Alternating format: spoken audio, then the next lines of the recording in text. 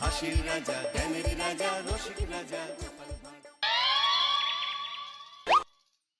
কি গো গিন্নি, এটা কিসের ফর্দ? কোনো অনুষ্ঠান হবে নাকি? বিয়ে হবে গো। বিয়ে? কার বিয়ে? ভগবান শিবের সাথে দেবী পার্বতীর বিয়ে। সামনে শিবরাত্রি, মনে নেই? হ্যাঁ, তা মনে আছে, কিন্তু এই ফর্দটা কি জন্য গিন্নি? আমি শিবরাত্রির দিন বিকেলে বাবার মাথায় দুধ ঢালতে যাব, তাই তোমাকে আগে থেকে লিখে দিলাম কি কি লাগবে। সব আগে আগে নিয়ে আসবে। হ্যাঁ, দেখি কি লেখা আছে। দুধ 1 সের, গঙ্গা জল, নারকেল, ঘি, মধু, দই, সন্দেশ, রসগোল্লা, আকন্দ ফুলের মালা, ধূপ, মোমবাতি, 108টা বেলপাতা, ধূত্র ফুল, নীলকণ্ঠ ফুল, লাল পাড় সাদা পাটের শাড়ি। ওরে বাবা, এত কিছু! হুম, এখন ওরে বাবারে মারে কিছু চলবে না, চলবে না। আর আগে থেকে লিখে দিয়েছি, আমি কোনো বায়না শুনবো না। হ্যাঁ, যদি না নিয়ে আসো তাহলে কিন্তু চলে যাব। হ্যাঁ, বলি, শিবরাত্রির দিন তো মেয়েরা বাবার মাথায় দুধ জল ঢালে বাবার মতন স্বামীর কামনায়। তা আমি তোমার স্বামী তো উপস্থিত, তাই এত কিছু। তোমার মঙ্গল কামনায় গো, তুমি আর বাড়তি কথা বলবে না। যা বলেছি সেদিন নিয়ে আসবে। হ্যাঁ, বেশ বেশ, ঠিক আছে বাবা, ঠিক আছে। তাহলে আমি এখনই যাই, সব দোকানে দোকানে বায়না করে আসি। সেদিন তো এইসব জিনিসের চাহিদা তুঙ্গে থাকে। হ্যাঁ, তা যাও, সেটাই বুদ্ধিমানের কাজ হবে। হ্যাঁ,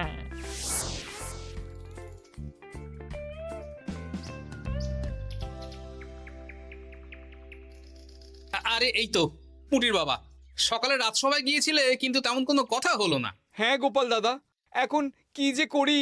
ঠিক আছে ঠিক আছে, আমি দেখছি কি ব্যবস্থা করা যায়, বুঝলে। ঠিক আছে গোপাল দাদা, একটু দেখো, বুঝতেই তো পারছো অভাবের সংসার। হ্যাঁ হ্যাঁ, কোনো চিন্তা করো না।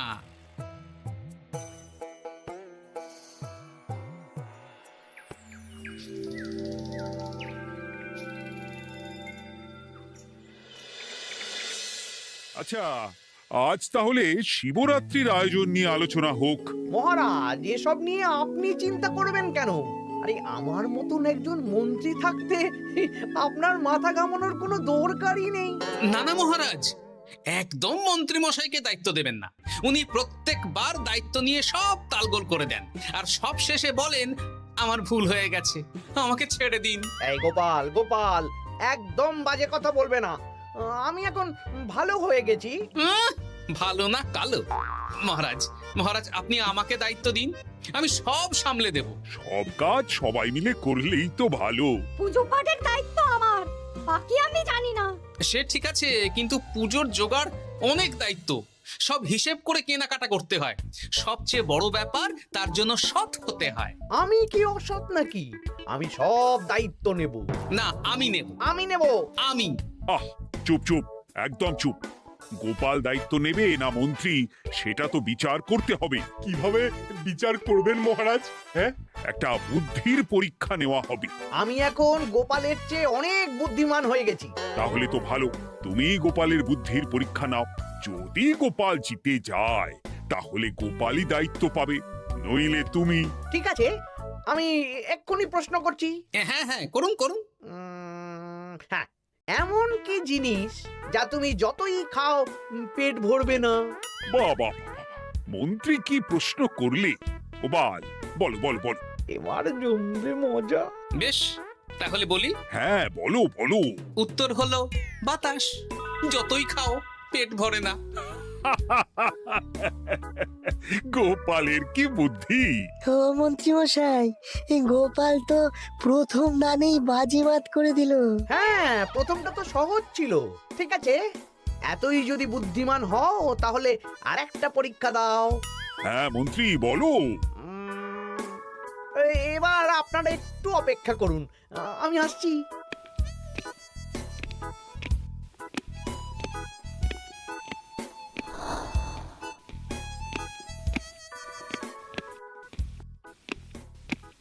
এই তো মন্ত্রী এসে গেছে, আবার হাতে একটা খাঁচা। এই নাও গোপাল, এই খাঁচায় একটি অদৃশ্য মুরগি আছে। তুমি যদি বুদ্ধিমান হও তবে এর মাংস রান্না করে আজ নৈশ ভোজে মহারাজকে খাওয়াতে হবে। যদি না পারো দায়িত্বের দও পাবে না। বেশ, তাহলে দিন, আমি রাতেই আসছি, রান্না করে নিয়ে আসছি। আপনারাও সবাই হাজির থাকবেন কিন্তু।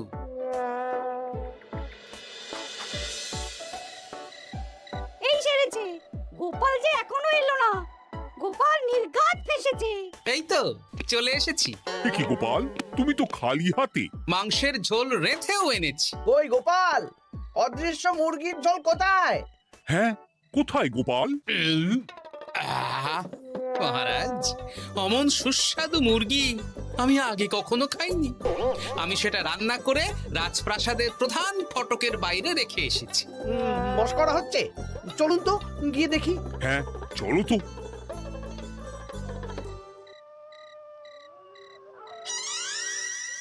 এ কি, এখানে তো কিছুই নেই, আমি তো দেখতে পাচ্ছি না।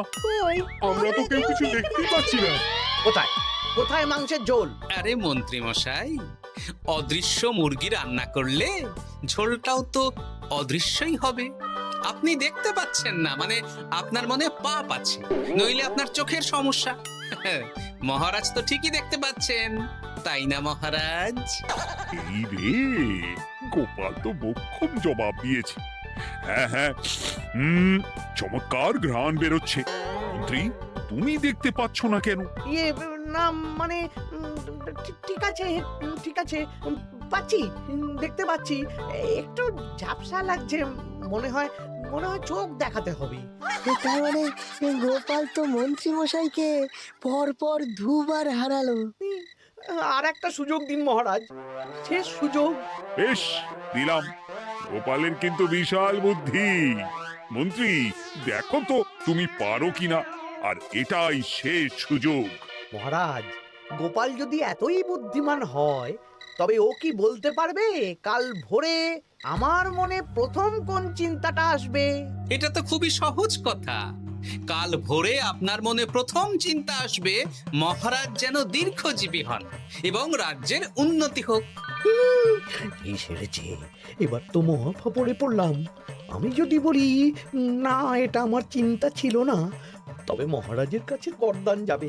আর যদি বলি হ্যাঁ, তবে গোপালের বুদ্ধির কাছে আমাকে হার মানতে হবে। কি মন্ত্রী, বলো। হ্যাঁ, ঠিক বলেছ গোপাল, এটাই আমার চিন্তা ছিল। সাবাস গোপাল, সাবাস, কি তীক্ষ্ণ বুদ্ধি। তাহলে এই বুদ্ধির পরীক্ষায় বিজয়ী হলো গোপাল। জয় গোপালের জয়। তাহলে শিবরাত্রির পুজোর আয়োজনের দায়িত্ব এবার গোপালের। আমার আর কোনো চিন্তা রইল না। মহারাজ, গোপাল তো সব দায়িত্বই পেল, আমাকেও কিছু একটা দায়িত্ব দিন। আমিও একটা ঈশ্বরের সেবা করার সুযোগ চাই। আহ, তুমি তো হেরে গেলে। তাতে কি, ভালো কাজ করতে চাইছি, একটু সুযোগ দিন মহারাজ। বেশ, তাহলে তুমি গ্রামবাসীদের ভোগ প্রসাদ খাওয়ানোর দায়িত্বটা নাও। ধন্যবাদ মহারাজ। হ্যাঁ মন্ত্রী, মিলেমিশে কাজ করো, কিন্তু ঝামেলা করো না। না না, আমি সুষ্ঠুভাবে পালন করব। ঠিক আছে মন্ত্রী মশাই, তাহলে ওইটুকুই করুক, কিন্তু আমার কাজে কোনো বাধা দিতে আসবেন না। না না না, তোমার কাজে কোনো বাধা আসবে না। আমি ভোগ প্রসাদ বিতরণ, খাওয়া দাওয়া, এই সব ব্যাপারটা দেখব।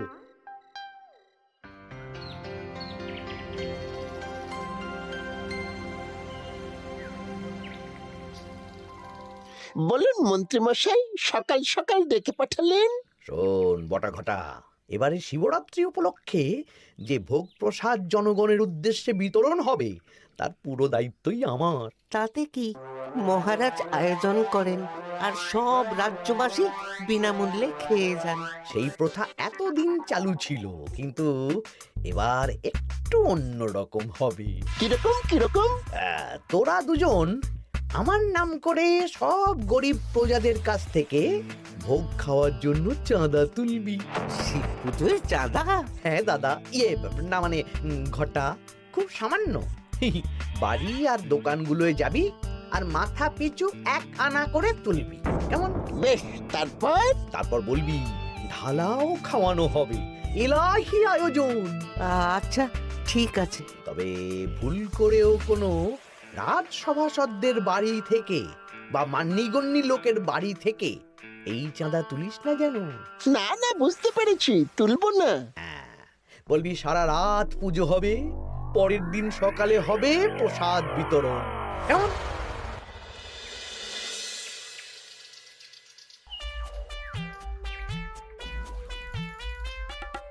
বলা, এবারে শিবরাত্রি উপলক্ষে যে পূজা হবে তার ভোগ প্রসাদ খাবে তো? হ্যাঁ হ্যাঁ, নিশ্চয়ই নিশ্চয়ই। এবারে সব দায়িত্ব মন্ত্রী মশাইয়ের, এলাহি আয়োজন। তা তোমাদের বাড়িতে কতজন সদস্য? আমি আর আমার গিন্নি দুজন। তাহলে দুয়ানা দাও, এক আনা করে দুজন। আবার অর্থ দিতে হচ্ছে? হ্যাঁ, এলাহি আয়োজন, তাই এই সামান্য অনুদান।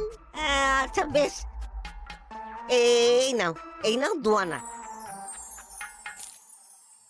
চিন্তা করো না ভোলা, এমন খাওয়ানো হবে না। রাতের বেলা শিব পুজো আর পরের দিন সকালে জীব পুজো। বাবা বাবা বাবা, সব দোকানে দোকানে আমি যাচ্ছি, আর তুই লোকজনের বাড়ি বাড়ি যা। বেশ।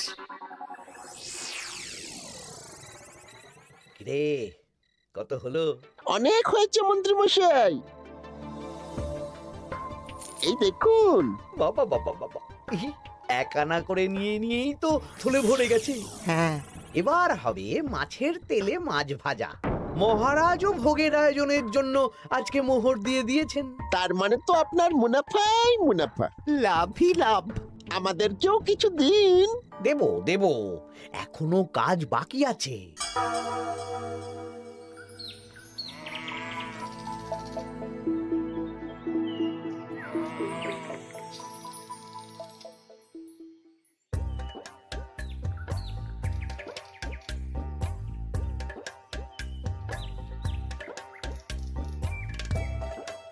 আরে আরে গোপাল দাদা যে, এত কিছু কি নিয়ে যাচ্ছ? এই তো শিবরাত্রির পুজো উপলক্ষে দশকর্মার বাজার রাজবাড়ি নিয়ে যাচ্ছি। এবারে তো এলাহি ভোগের আয়োজন, রাতের বেলা শিব পুজো আর পরের দিন সকালে নাকি জীব পুজো। মন্ত্রী মশাই দায়িত্ব নিয়ে খাওয়াচ্ছেন। না না, খাওয়ার আয়োজন তো এমন কিছু নয়। আমি যতদূর জানি ওই খিচুড়ি, আলুর দম, ছেঁচড়া, পায়েস, চাটনি আর একটা করে মিষ্টি। আর যতদূর জানি এই ভোগ খাবার জন্য সব গ্রামবাসী থেকে মাথা পিছু এক আনা করে নিয়েছেন। হ্যাঁ, ভোগের প্রসাদ তো বিনামূল্যে। মন্ত্রীমশাই এক আনা করে মাথা পিছু নিয়েছেন? হ্যাঁ গো, এরকম তো কথা ছিল না। আচ্ছা আচ্ছা, আমি দেখছি কি করা যায়। দেখছি আমি দেখছি।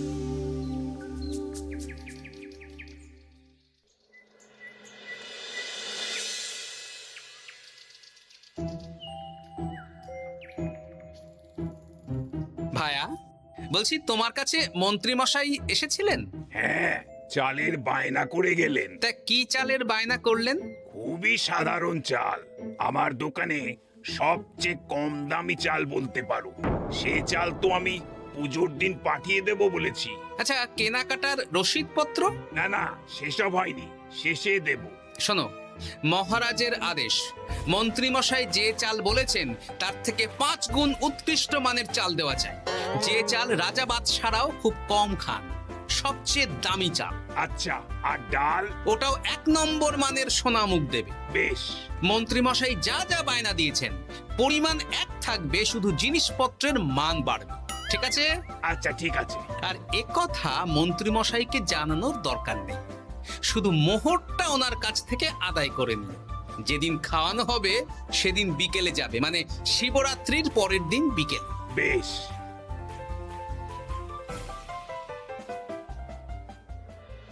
নাও ধরো গিন্নি, যা যা বলেছিলে সব কিনে এনেছি। এবার আমি মন্দিরে গেলাম, কেমন? ঠিক আছে গো, তুমি কি ভালো। দীক্ষেতা, চললাম এখন ভিড় সামলাতে।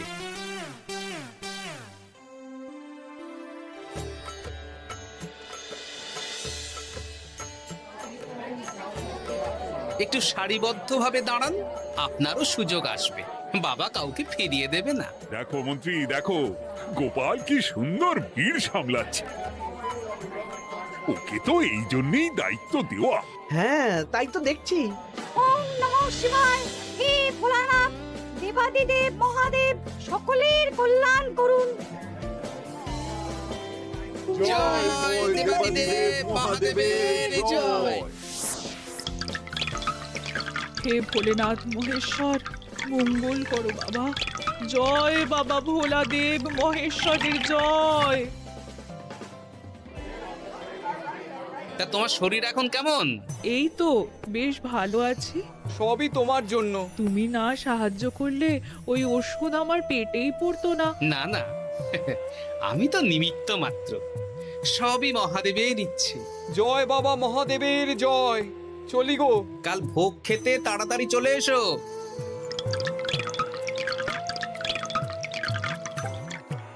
জয় দেবাদিদেব মহাদেবের জয়।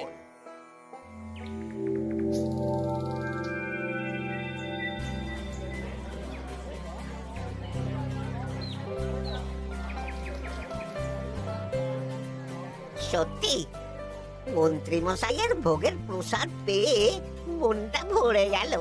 কি সুন্দর রান্না, আর খাবারের গুণমান কি ভালো। তার উপর রসগোল্লা কত বড় বড়। এত বড় রসগোল্লা খাওয়া তো দূর, বাবার জন্মে চোখেও দেখিনি।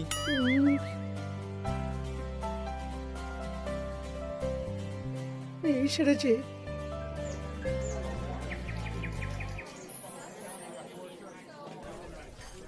এই যে পাচক ঠাকুর, শোনো। বলুন মন্ত্রী মশাই, আজ আমি খুব খুশি। কেন? আপনি মহান। কেন? মানে আপনি যে চাল পাঠিয়েছেন সে চালে রান্না করা আমার স্বপ্ন ছিল। কি গন্ধ, কি গুণমান, রাজা বাদশাদের চাল বলে কথা। আমি তো খুব সাধারণ মানের চাল দিতে বলেছিলাম, 30 আনা সের মূল্যের চাল। কেন, নবাব বাদশাদের ঘরে এই চালটা থাকে। তাই? কোথা থেকে এলো? কেন, চালের দোকান থেকে এসেছে। মিষ্টিও দারুণ, রসগোল্লা তো নয়, যেন যেন একেবারে বড় বড় রাজভোগ। কি আকার, কি গুণমান, কি স্বাদ। আহা, দেখুন দেখুন দেখুন। বাবা, ভোলা এত বড় রসগোল্লা দিয়েছে। ঠিক আছে, যা হচ্ছে হতে দে। আমি তো চিন্তায় পড়ে গেছি।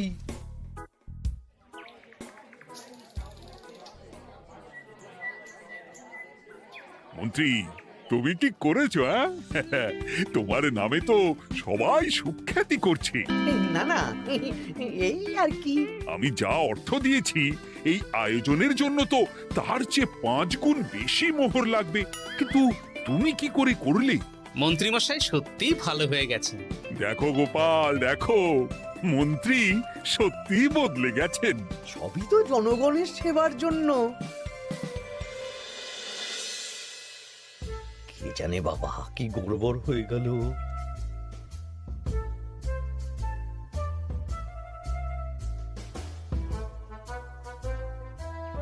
মন্ত্রী মশাই, বকেয়া পাওনা নিতে এলাম। আপনার মোট হয়েছে চালের 350 মোহর, মুগ ডালের 250 মোহর, আর মশলাপাতি 100 মোহর। হ্যাঁ, বলো কি? মন্ত্রী মশাই, ওই আপনার মোট বকেয়া 300 মোহর। আর আমার এই 150 মোহর। হ্যাঁ, চলুন মহারাজ, একটু মন্ত্রীমশাইয়ের বাড়ির দিকে ঢু মেরে আসি। চল চলুন, ওনাকে গিয়ে ধন্যবাদ জানিয়ে আসি। এই না না না, আরে আরে আমি কি করে দেব? আমি কি চন্দ্রমুখী আলু দিতে বলেছিলাম? আমি কি করে দেব? না না, ও আপনাকে দিতেই হবে। হ্যাঁ, কি বলছো মন্ত্রী? তুমি এত ভালো কাজ করেছো, এত বড় মুখ করে সকালে বললে যে সবই জনগণের সেবার জন্য। আরে আমি কিভাবে জানবো যে এত খরচ হয়ে যাবে? কেন মন্ত্রীমশাই, আপনি তো গ্রামবাসীদের থেকে অর্থ নিয়েছেন, মাথা পিছু 1 আনা করে। মানে এই সব তো কথা ছিল না। এই সেরেছে, গোপাল কি করে জেনে গেল? এসব কথা কি আর চাপা থাকে? আর সেই জন্যই তো আপনি ভালো মানের খাবার খাইয়েছেন। সত্যি তো, যে মানের খাবার খাওয়ানো হয়েছে তা কৃষ্ণনগর কেন, আশেপাশের কয়েকটা নগরের লোকও এই জিনিস চোখে দেখেনি। আর তাই তুমি অর্থ আদায় করেছো। ইয়ে না মানে আমি বুঝতে পারছি না, আমার অনুমতি ছাড়া এগুলো হলো কি করে? মন্ত্রী মশাই, বকেয়া পাওনা দিন, নইলে খারাপ হয়ে যাবে বলে দিচ্ছি। হয়ে গেল, আমি ভিখারি হয়ে গেলাম। অগিন্নি, মোহরের থলেগুলো নিয়ে এসো, গয়নাগাটি নিয়ে এসো। আমাকে পথে বসিয়ে দিল। কে কে আমার এত বড় সর্বনাশ করলো? আমি মন্ত্রী মশাই, আমি। আপনি যখন চাঁদা তুলে ভালো খাওয়াতে চাইছেন, তাই সবচেয়ে ভালো